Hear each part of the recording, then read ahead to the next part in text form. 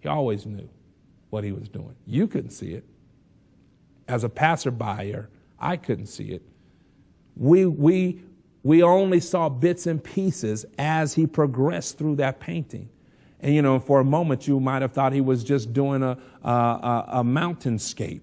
And then, you know, you come back later and you discover that there's a lake in front of it. And then so now you think, oh, okay, so it's a nice mountainscape with a lake. And then you come back and there's some trees added. You come back later and you discover that there's some foliage added.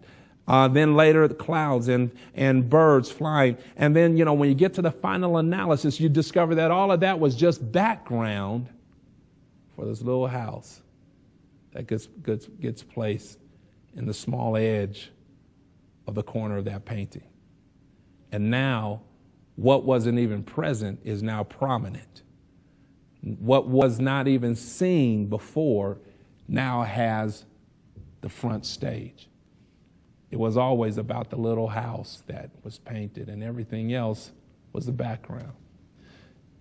What do we learn from that illustration? Paul is teaching us that God's plan always has two parts. Watch this, the revealed and the hidden.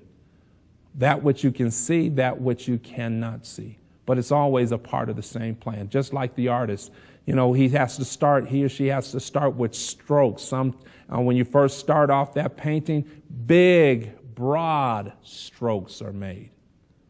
But the further along you get, we watch the artist change his behavior. Smaller strokes, finer details are being added to the painting, which require smaller strokes. Does it mean now that the artist is not as interested in the painting as he was at the beginning? No.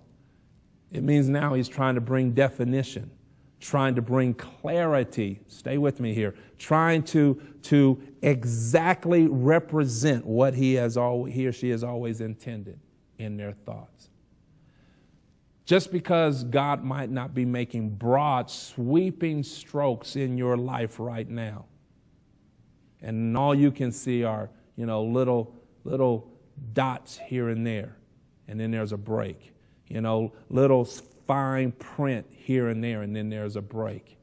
You know, sometimes we may feel as if, you know, we haven't heard anything, you know, we haven't heard the broad vocal voice of God for some time. But we're having to adjust to hearing these small, still voices. Voice. Small, still voice. I want to clear that up. Not voices, voice of God. Fine-tuning certain areas of our life. That's the work of the artist.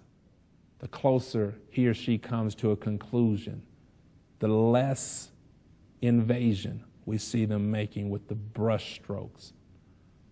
But the big lesson here is that everything that we see now is not everything that will be revealed.